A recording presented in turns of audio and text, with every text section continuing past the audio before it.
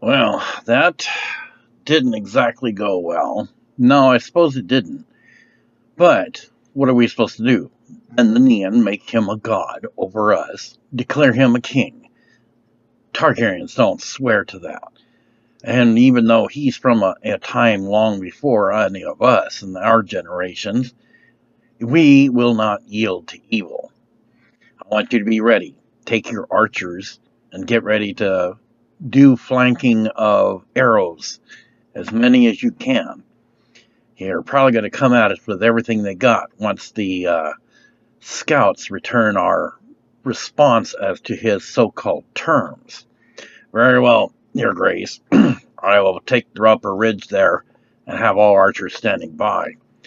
Also, make sure the other commanders know to start leading out the army. You need to take formation and be prepared. Like I said, once they get our response, they're going to be on the march as well, and it's just a matter of time before they charge. As you wish, Your Grace. I will get on it. So with that, the archer then heads off to the higher upper ground, because having the higher ground is to the advantage when a great legion of doom is before them, and greatly they are outnumbered. With 10,000 at the stronghold fort of the Reach, known as Baratheon, under his best friend's command, Edric Baratheon, and Prince Aegon only having 40,000 at his disposal at the old, once abandoned Blackfire House Castle. That only leaves 50,000 compared to the Dark Lord Vizier Valdarr's Legion of Doom, which looks like an ocean wave of armor, possibly 100,000 if not more. Obviously, this is a military for doing nothing but a slaughter, and greatly is outnumbering those of Prince Aegon VI Targaryen's forces.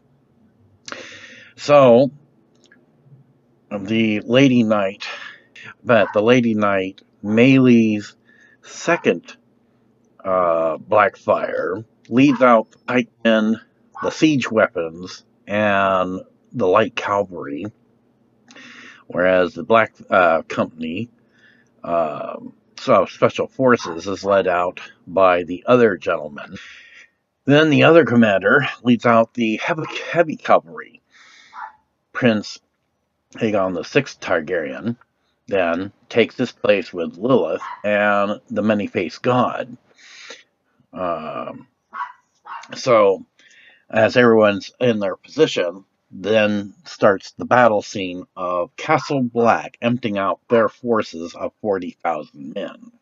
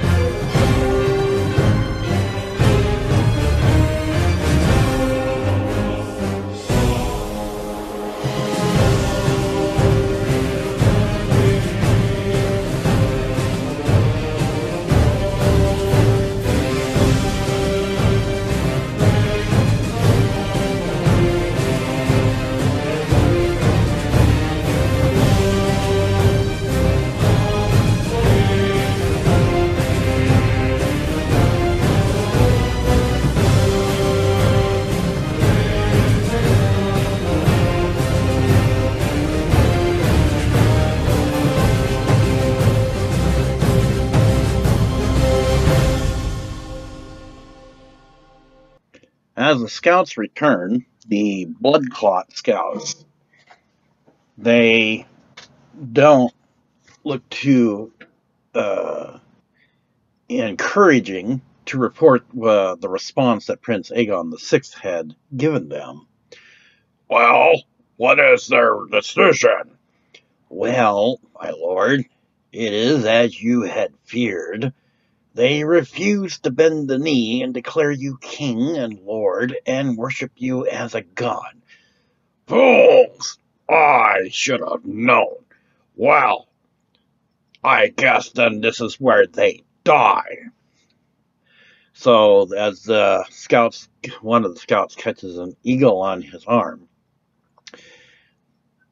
the Dark Lord just paces back and forth, staring over at the forces that take up battle formations.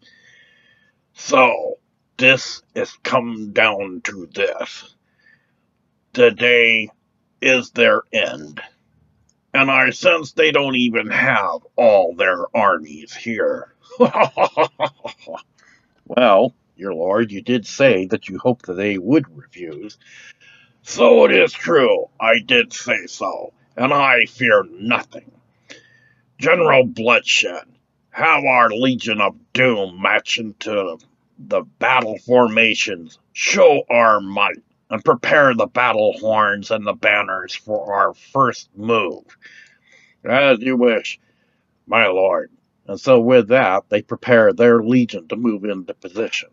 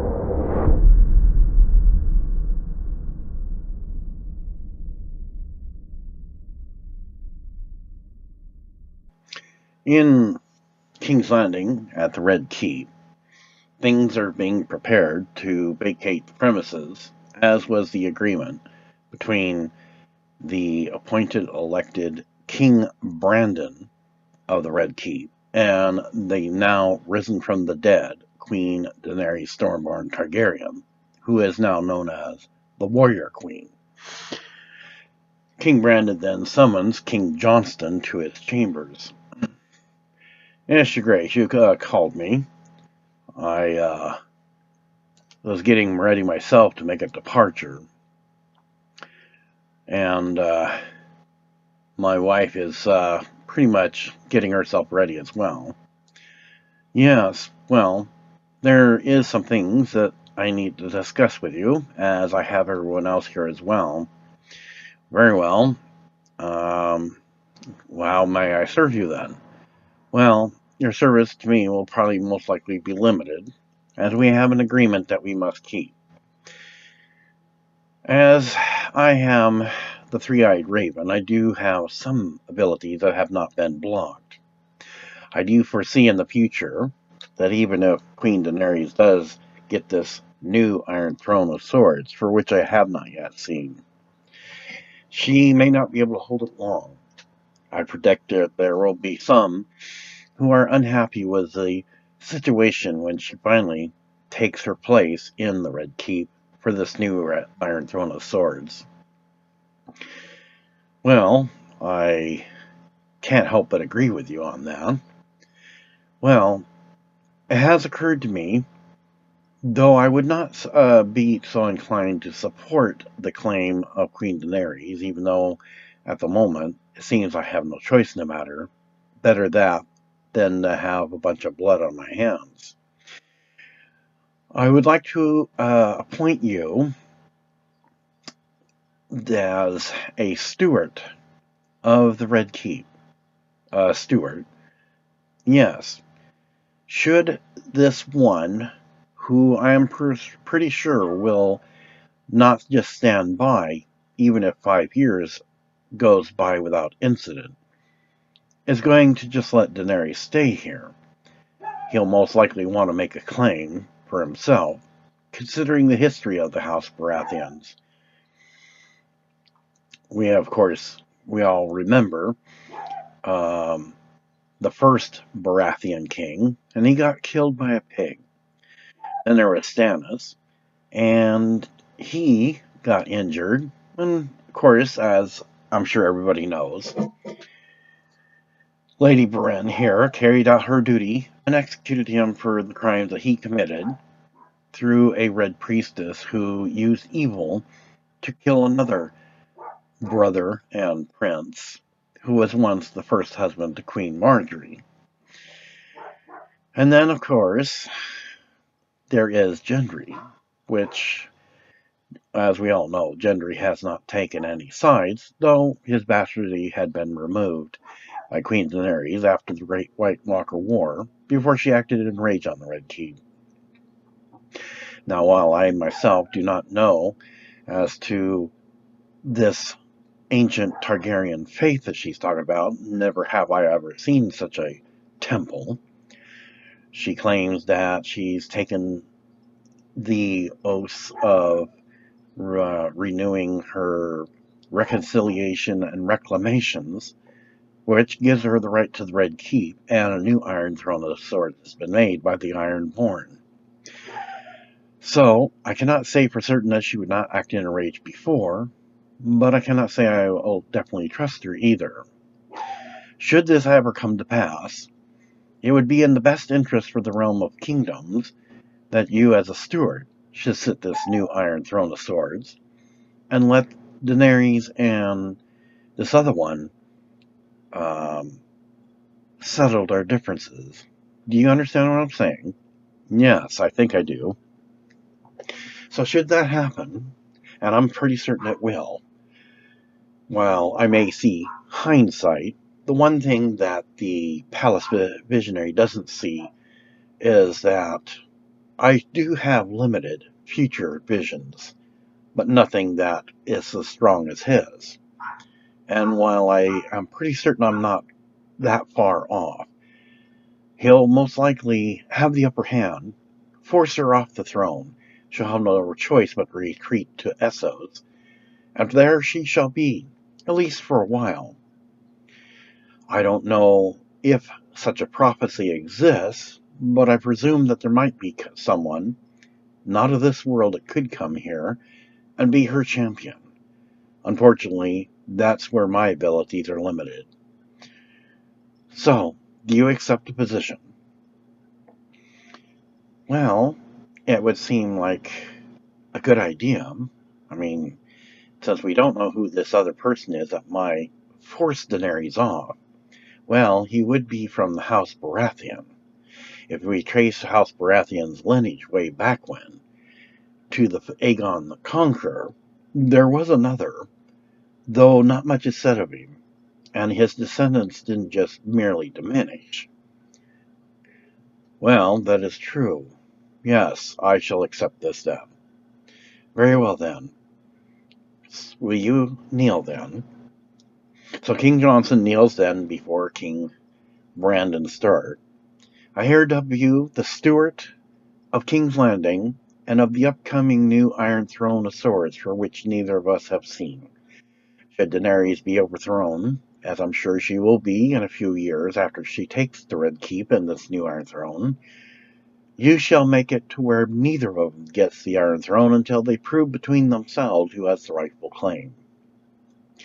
Therefore, this decree of you being a steward for the realm of kingdoms shall stand until such time this occurs, and until such time a settlement has been made. And even if it has been made, you will remain the steward and king of your own lands. Thank you, your grace. You may rise. So he stands, and now King Johnston is the steward for the realm of the kingdoms. And what about you, since you are the master of ships? Well, I'm not getting any younger, and I'm no spring chicken. I think it's time for me to retire. Well, I am sorry that things turned out the way they did, and I'm sure if you were in my place, you would have done the same thing. Yes, perhaps you're right. My biggest loss was during the War of the Blackwater. But I think it's best that I retire. Very well, then. I wish you safety to your homelands. And you, your lady. Well, I'm going to stand by, and I will make sure you get safe escort back to Winterfell. That is, even if I'm not to be Lord Commander of the King's Guard anymore. I swore my oath before your mother and to Sansa. So I take honor to swearing it to you as well, that no harm shall come to you, and I will escort you home safely. Well, thank you, Lady Brianna. And you, Maester? Well, I'm not sure if I could trust her, and I don't know if that would be a place for me here or not. I had been thinking that my friend Jon Snow, well, Aegon VII, has been without a maester for some time, and when the good old maester, who was once of royalty himself long ago, had passed on, the brothers of the Night's Watch haven't had a maester in a while, so you're thinking about taking the black again.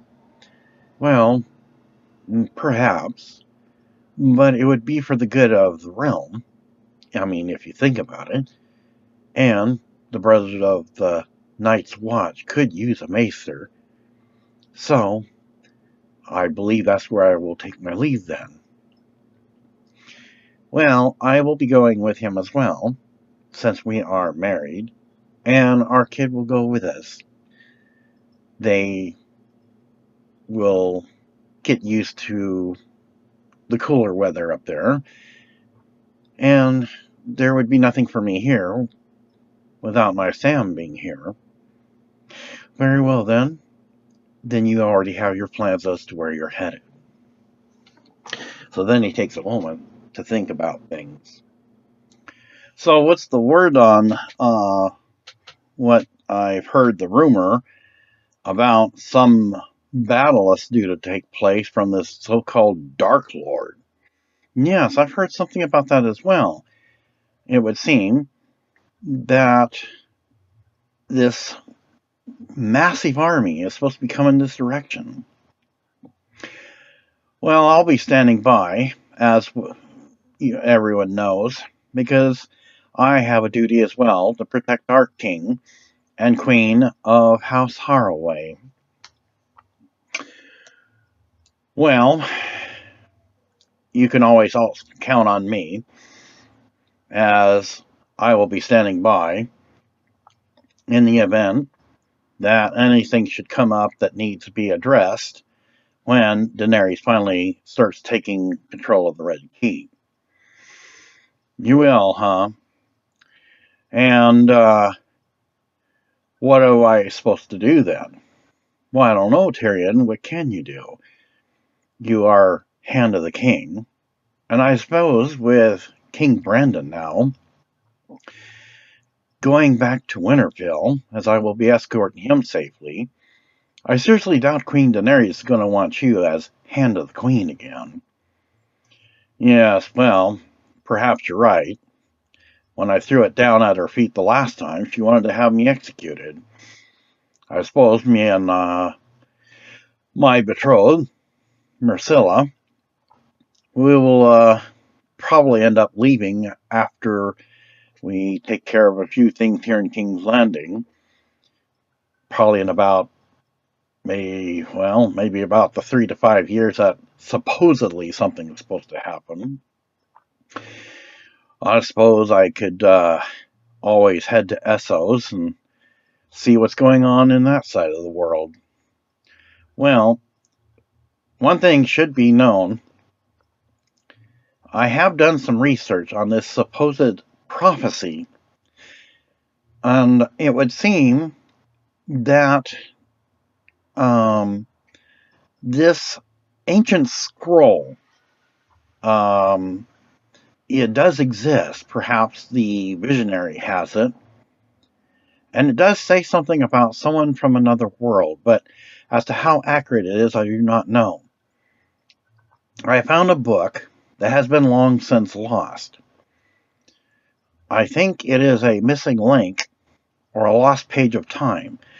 It is uncertain, but there is something specific about this prophecy that the ancients of old Valyria had mentioned, and that they had to put what they could in this ancient scroll, and they sent out the last known princess from Valyria before the Valyrian Doom occurred. I find that very fascinating. Sam, perhaps, even though we may not be in the Red Keep any longer, perhaps we can on occasion get together and see if we can put our minds together and see what we can find out about this supposed legend of prophecy. So with that, everybody agrees that they will keep in touch, even though they will no longer be in the Red Keep. And so thus ends the scene at King's Landing. In Winterfell, Edmure Tully pays Sansa Stark, Queen of the North, a visit. And is surprised to see that somebody else has paid her a visit as well. Perhaps this one that had somehow captured the attention of Sansa seems to have some interest in her as much as she does him, which has not been since the time of the one son of the the oldest son of Queen Cersei. So as he makes his way down, he then bows humbly and gives a greeting to her. Your Grace, Sansa, how are you doing today? Well, I'm doing quite well, thank you for asking. Guess you're surprised why you've been summoned here. Yes, I was kind of wondering if there was something that you needed. Well, not exactly, but some news has come in, and I believe, well, I'll let the Baratheon Knight here give you some details.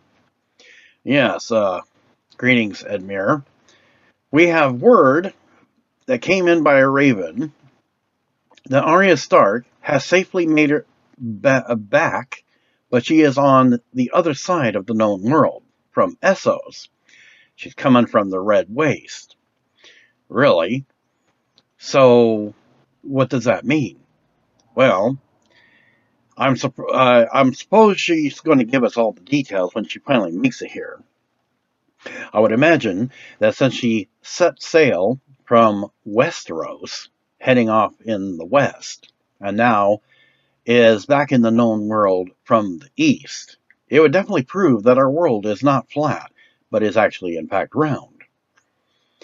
Yes, and I am happy to hear as well that my sister Arya Stark is alive and well. So we will have quite the details when she returns. Well, that's very good news then. This should be a historical occasion. Yes, I would say so. I suppose you remember the one from nearby the Brothers of the Night's Watch. Yes, I do. And how are you doing, Sir Knight?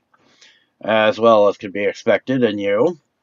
Well, everything's in order, and we are getting House Tully back in shape as it was before, when the Kingslayer had ruthlessly gave our castle over to the last known Frey Lord and his wife Jenna uh,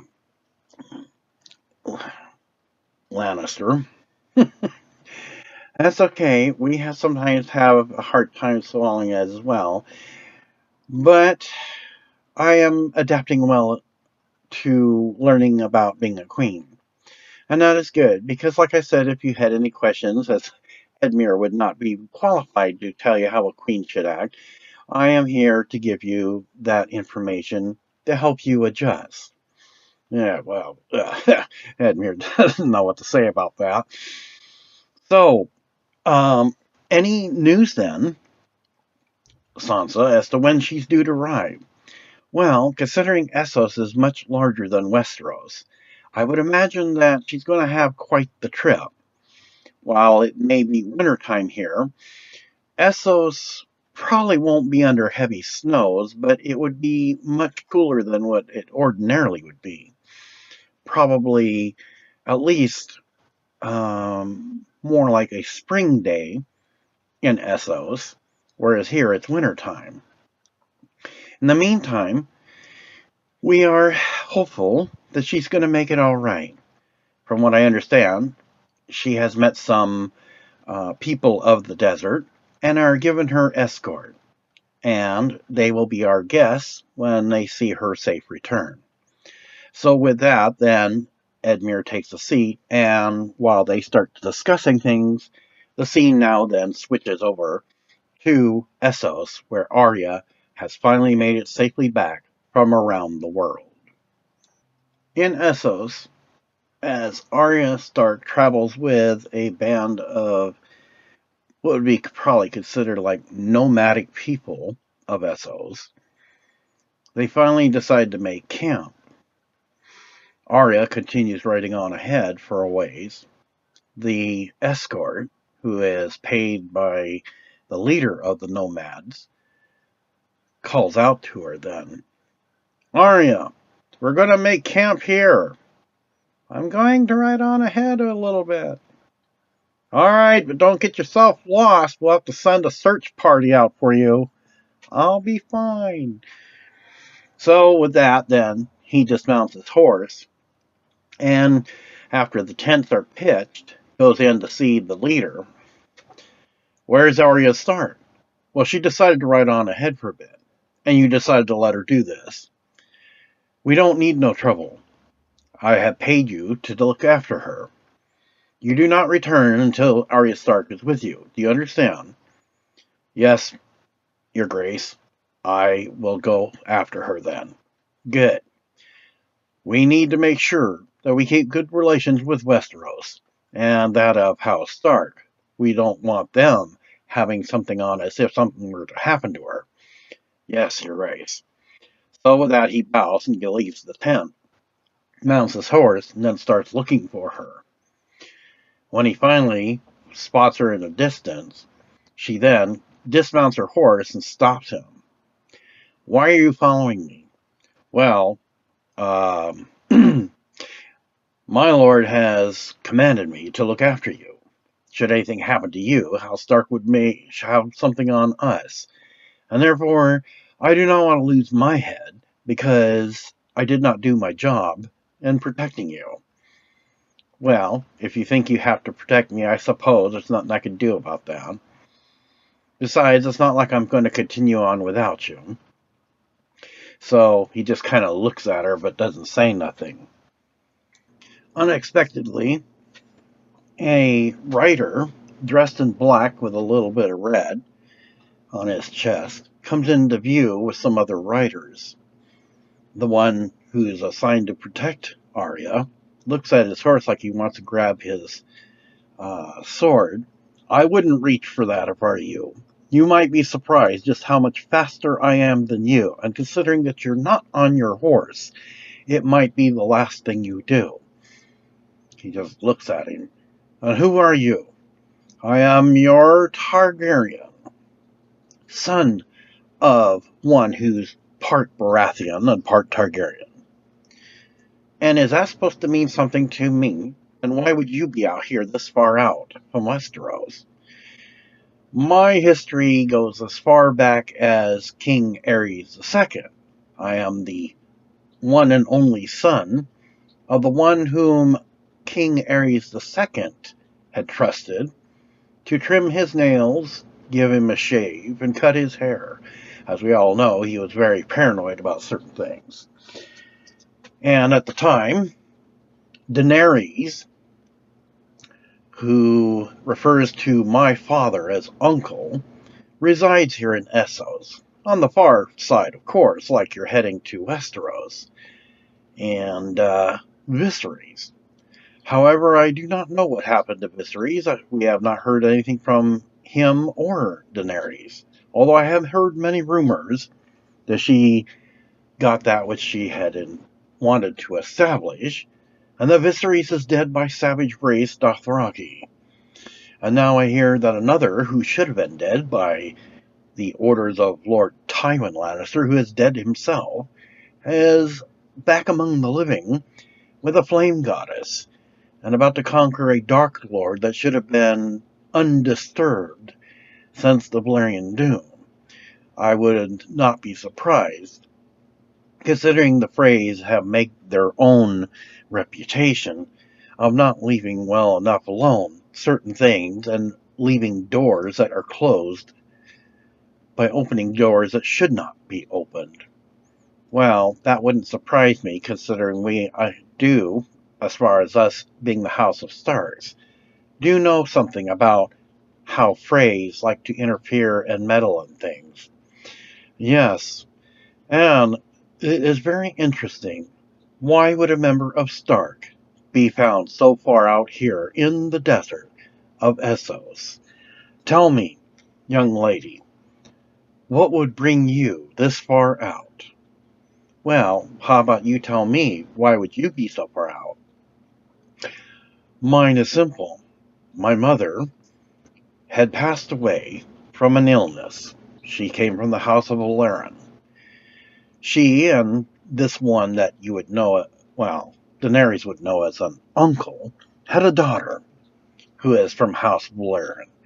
She may have also the closest bloodline to the ancient House of Valyria. And she went exploring, probably as I'm sure you are doing, and has not been seen since. Well, if you know that I was exploring, then why would you want to know why I'm this far out? Because it's not every day we see a wolf wandering the desert. A dragon, perhaps. But a wolf wandering the desert is completely absurd and unheard of. Perhaps we might have something to discuss. So with that, he just stares at her, as does Arya and the Protector stare at him, and thus ends the scene of the mysterious encounter with the Targaryen in Essos. Back at the castle of House Blackfyre, the battle then suddenly runs forward with many shouts from both sides as the first wave of the Legion of Doom, the foot soldiers, run charging towards the foot soldiers of Aegon VI Targaryen. As they clash with their armor and shields and the fights go on, the Dark Lord decides to get the upper hand, because after all, he greatly outnumbers Prince Aegon VI Targaryen's forces at least threefold. Send in the siege weapons. Tear down the walls of that old castle. So they ride forward, tooting a loud horn that sends the signal for siege weapons to start firing. In like kind, Prince Aegon VI Targaryen, having seen what's going on now, has someone signal his forces to turn siege weapons onto the siege weapons of the Dark Lord Vizier.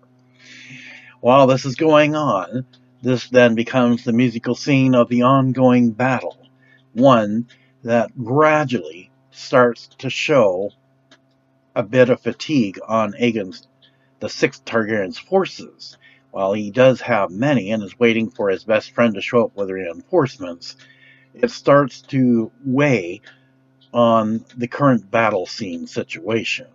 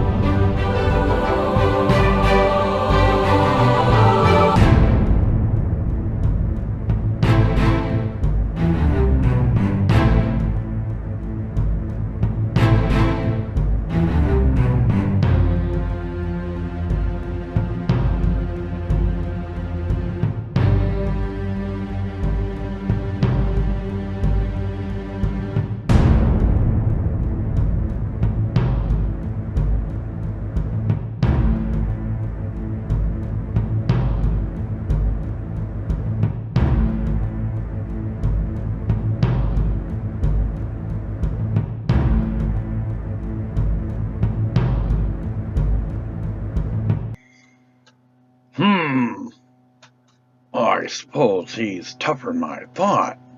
A very good adversary. It's time to turn the tables on this. I'm starting to grow weary of this. So he brings out a spell book, and methodically, though it's unusual, it seems to float by itself, the same spellbook that he used to call up his Legion of Doom. Holds up both his arms after sticking the sword in the ground, and makes some incantation to which nobody can seem to interpret, either High Valyrian or a language not spoken in the longest time, and then with a loud shout, which gets Aegon the Sixth Targaryen's attention, shouts out, "Bring on the wyverns! Sweep all that stand in my way!" And so with that, a dark cloud starts forming beyond the farthest that any eye can see, and Aegon the Sixth Targaryen looks as his men continue to put up a fight as much as they can, though it's starting to grow weary on them. And so thus the scene ends with an unknown species beyond the known world, similar to dragons, but perhaps from another world, ones that have no mercy and do not mind eating man flesh or tearing apart such siege weapons at the Dark Lord Vizier's command. In the Reach,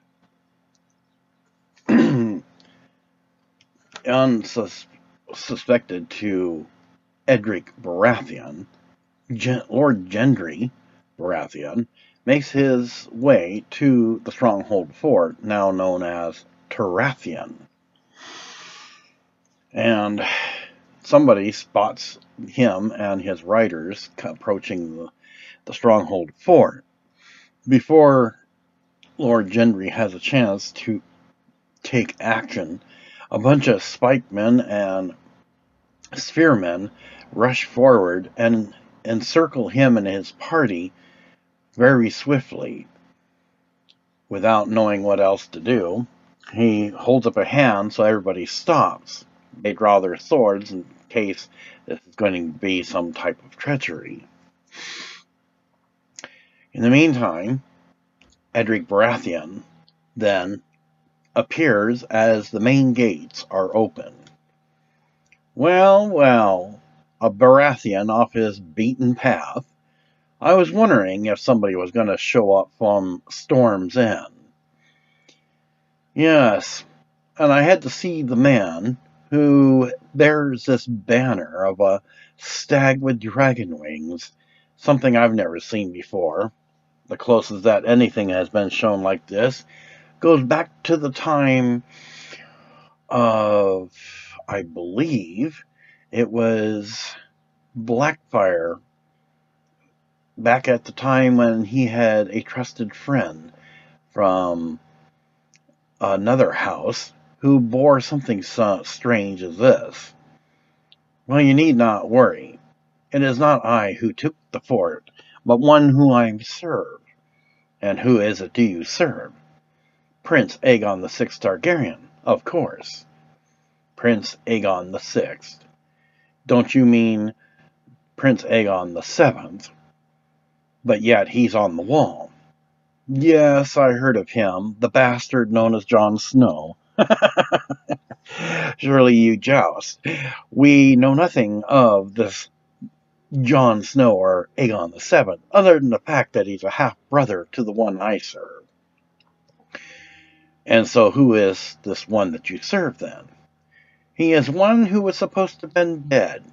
Lord Tywin made the mistake of hiring murderers, especially one known as the Mountain Who Rides, Sir Gregor Clegane. But what they failed to realize that itsy-bitsy spider coming down the spout. Down came the rains and washed the spider out.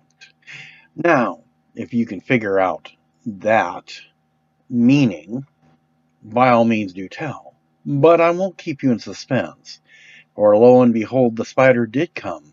And without Tywin's knowing it before he took over, and the Kingslayer, who is dead, killed King Aerys II, swapped out babies with a commoner's baby.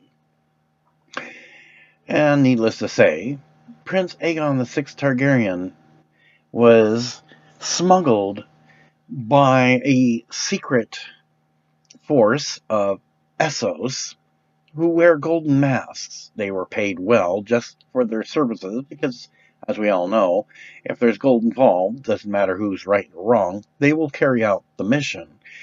And the mother, of course, was assigned to be his mother because her baby was put in place of Prince Aegon II. She not only was paid blood money, but also golden dragons. And for the longest time, during Queen Daeneerys' livelihood, before I heard she was betrayed by this Aegon VII, which is why he's sent to the wall, Aegon VI got to grow up and even get married. And yeah, I thought he was supposed to be dead. Yes, I would imagine all the realm of kingdoms thought he was dead. But lo and behold, many surprises come and people do not expect it because they only see what they want to see. Pity. Such is the way of the realm of kingdoms here in all of Valyria. Nevertheless, Westeros now has a prince, and he is not a kinslayer. By the way, I hear tell also that Queen Daenerys is back alive. So you don't say. And you have any knowledge of as to why she's alive? No, I had nothing to do with it myself, neither did Prince Aegon VI. Although I do find it fascinating that she is among the living. From what I understand, she has 3 new dragons and bears a very ladylike, wicked sword. Queen's Justice, am I not correct? Well, I wouldn't know. She never introduced me to her sword. No, and I don't suppose she would, because you wouldn't be here talking to me if she did. From what I understand, she's got the strength of 2 men and, more or less, the strength of 3 women. And so what brings you to the Stronghold Fort? I wanted to find out what your alternatives are, or what your motives are, and as to whether you intend to attack Storm's End. No, we have no interest in Storm's End. In fact, Aegon VI had no interest in this place either, but it was necessary, since King Robert I had been the leader of such usurping and treachery against King Aerys II. However, I have gotten a raven recently, and unfortunately, as much as I would love our chat, dear brother, I don't think I will have the time. Brother, now you're jousting. Are we? Maybe you might want to look in the Baratheon history.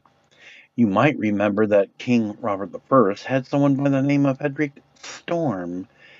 Yet Prince Aegon VI was good enough to remove my bastardy just as much as my lordship, Prince Aegon VI's aunt, Queen Daenerys, did for you. He doesn't say anything. He's got his stares at the moment. Let's say I go ahead and believe you at this moment. So, what do you intend to do? Stay here at the Stronghold Fort? No. The fort will most likely go back to you, as we had no intention of holding it. But we did need a sort of a base camp, and we did have to repay treachery back to those who committed treachery. And I imagine there was someone called the Sellsword Braun had some of his forces here too. They were no match, obviously, to those of Malesia II. Not like Melee's, but a descendant of his. Although she's not bad looking and she doesn't bear a second head on her shoulders, not deformed. So he was no match. Neither was either of Bronn's forces. And as far as Lannisters, well, I took care of that problem. Prince Aegon VI took care of the other problems that were in our way. Now, What is your intentions, dear brother? Well, if you're intending to give back the fort, all well and good. When do you expect to leave? As soon as possible. I do believe that we have quite some ways to go, as the battle has already begun against the Dark Lord, Valdarr. So, I am sorry that I had to surround you like so, but we don't trust anyone here, as you can see. And at least we got to see each other, dear brother, because who knows, it could be the last time you see me. I will continue to follow and obey my prince and lordship, Prince Aegon VI Targaryen, for I have sworn my allegiance and my sword to him, and him alone.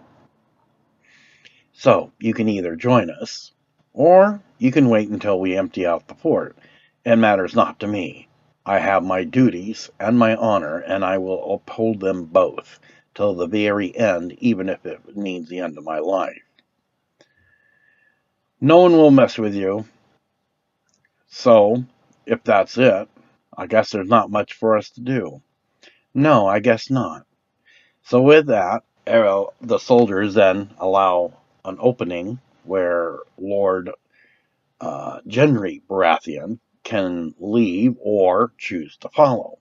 They all take formation, and after going inside for a moment, Edric Baratheon, best friend to Aegon VI Baratheon, comes out of the stronghold fort and takes the banner with him, so it's not left on the fort, and then he motions for everybody to march forward.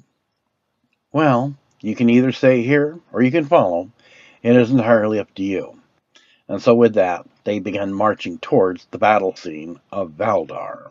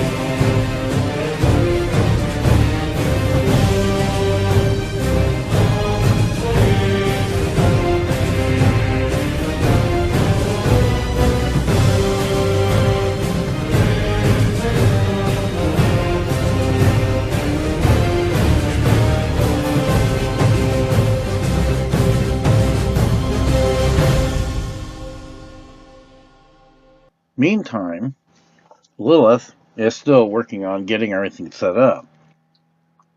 And what she didn't show Prince Aegon VI is that there were some other key opponents for which she hopes Valdarr will make the mistake when she challenges him, though she knows she risks her life because he holds the flaming sword that will kill a god or goddess. So she makes a very large half-moon-shaped circle because those contain certain jewels for which, after her brother, the Moany Face God, lunges the spear of judgment in through the armor at the right moment to Valdarr, he will fall to his knees within this half circle, and thus with two stones that one each she and the Moany Face God hold put into this staff of judgment, will activate and throw a type of lightning bolt electrical surge and thus cause his doom to whether he will be banished to, hopefully, the seven hells or a nether world. In the meantime, she looks up and suddenly is surprised. Well, it seems our forces have arrived, and she sees a great arrival, much being Aegon Baratheon, liking to always making a grand entrance on his horse. She shakes her head because obviously this is something only Edric Baratheon would do and not something that Prince Aegon would do. And then she is surprised and looks over at Lord Gendry, who dismounts his horse. So, it is true.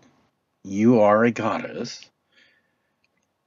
To be more precise, one who asks question, this is my long-lost sister, the flame goddess Lilith. I am, of course, the Moany Face God. And I have a feeling I know who you are. You're Lord Gendry. Daenerys removed your bastardy. I take it that you're here to watch, or perhaps lend a hand. He doesn't say anything, and is just kind of shocked that Lilith, being so tall, 12 feet to be exact, is only a little taller than her brother, the Moany Face God, and just is speechless. In the meantime, Prince Aegon VI is also surprised to see his reinforcements have arrived. The bodyguard to Lord Edric Baratheon then approaches Aegon, humbling, bowing. We have the orders that you sent, and here you go, Your Grace. So Prince Aegon VI takes them, looks at them. Yep, those are the ones I sent. Any orders, Your Grace? Yes. Have my best friend, Lord Edric Baratheon, get formations set up. My men are getting fatigued and tired, and since the Legion of Doom does not know rest day or night, they're going to need to have some relief while the new forces take over. As you wish, Your Grace. I will get the setup right away. Then Aegon looks over at Edric Baratheon making his wild entry on his horse. Yep, my best friend always seems to want to steal the show. Well, at least he's here, everybody. So we may get a chance to rest for a bit, but we cannot let our guard down. In the meantime, the advisor to Lord Valdarr goes forward then. My lord, I have some news. Yes, what do you have to report? It would seem that reinforcements have arrived. Well, really, more fresh meat for the wyverns when they return. Let them come. I fear nothing. They will be crushed just as easily as Aegon VI Targaryen's forces. And so with that, he looks over and stares at Aegon, making what he thinks is a fool of himself, but says nothing.